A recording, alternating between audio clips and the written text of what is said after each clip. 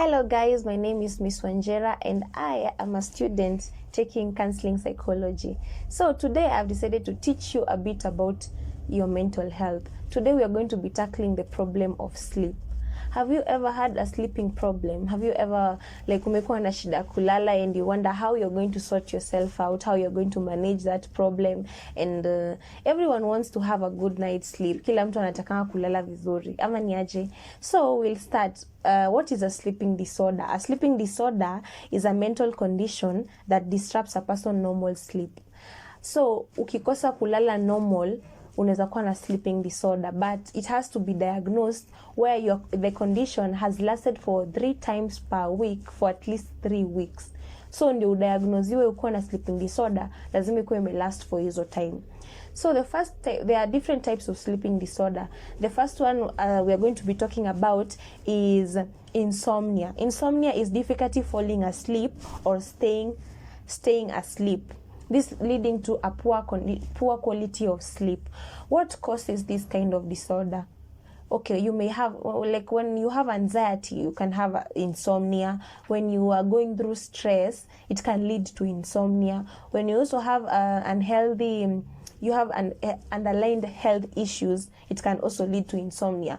Also, our lifestyles can also lead to insomnia. Our lifestyle habits, the way people stay as wanakanga up all night watching movies and all that, maybe drunk, lifestyle tu yako inaweza lead ukuwe na insomnia.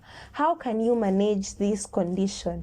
By establishing a consistent sleep pattern. Katsime leo umeamua utakuwa unalalanga 9, una make sure imekuwa consistent. You're sleeping at 9 every time so that you can manage this condition. Another one is practicing relaxation techniques. Maybe you relax, you meditate, you have deep breathing exercises to reduce the anxiety and the stress. Another one you can do is to avoid stimulants before sleeping, like ukikunywa coffee and all that. Those things that stimulate your body, una avoid them so that you can get to you can be able to manage this insomnia. So let's go to the next one. So the other sleeping disorder that one might experience is sleep apnea. Sleep apnea is where you have hard time breathing. Umaisikia kama watu wako na shida ya hawawezi lala juu they can die because they can't breathe. This can be partially or it can be completely lack of breathing, in a block airway yako ya breathe. What are the causes of this sleep apnea? Inashtua kwa sababu imagine you sleep and then you can't breathe, si utakufa tu. So one of the ways to be able to what causes this, if someone is too obese, they can experience sleep apnea. Maybe it's because of their lungs, they are too blocked. The other one is and they are too big, so that one can cause that. Anatomic factors can also cause it. Anatomic factors is when the muscles that support the soft tissue in your throat are such as the tongue relax. When they relax, the airway is narrow, so you can't breathe in well. Another one is medical conditions.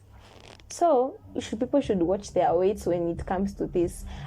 Ways to manage this, you can be able to change your lifestyle. You change your lifestyle by reducing weight so that you can help you in ukwe fit ndo uweze kubreathe vizuri. Another one is using a CPAP machine. This is a machine that you put here, inakusaidia kubreathe ukilala so that you cannot usijipate uwezi breathe totally. And then another one is like surgery. One can be taken through a surgery to deal with this condition. Let us go to the next. Narcolepsy is another sleeping condition that people may have. This is where you experience excessive daytime sleep. Unalala sana mchana instead of ulale usiku. Unalala sana mchana. What can be a cause of this? What can be a cause of this is it can be a genetical factors. Unaweza kuwa umetoa kwa ancestors wako, wazazi wako. Another one is when you have a deficiency in a certain hormone in the brain, like a certain chemical in the brain that can cause this. How can you manage this? It can be managed through medication. It can be managed through scheduling naps during the day. Una schedule nap utalala kutoka hapa hadi hapa.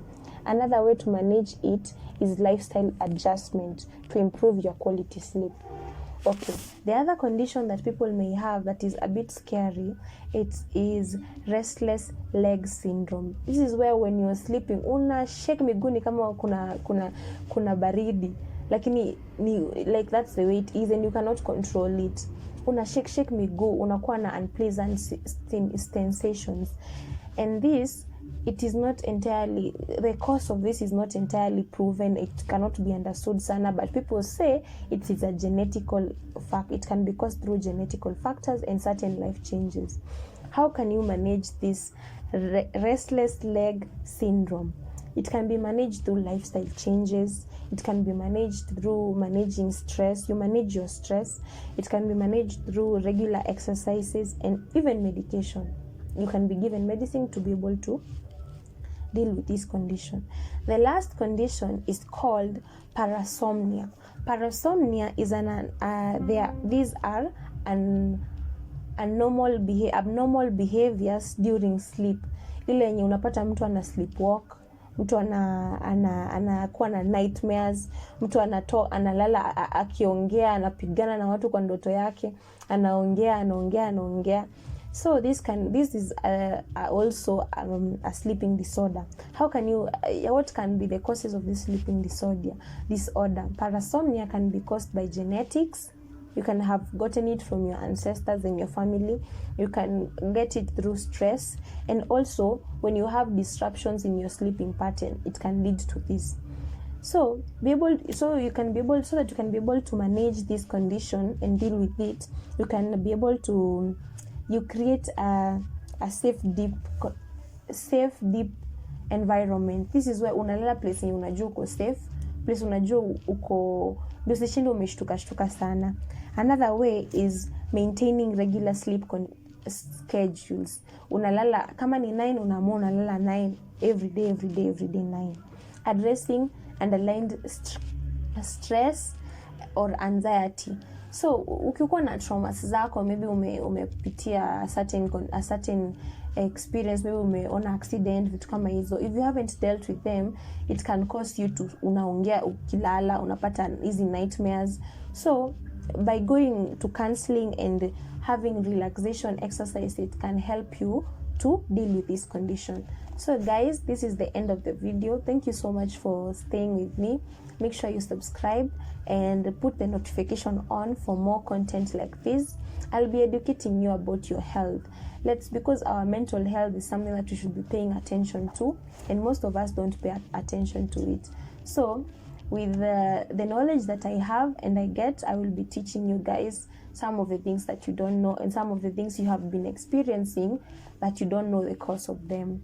So stick with me as we go on to this. If you have any questions, please put them on the comment section. I will answer the ones that I can, and I will refer you to a counselor if you need one. If you have these conditions, I will refer you to a counselor that is going to be helpful. This is a safe space for anyone. You can share and no one is going to judge you. So thank you so much for watching. Bye.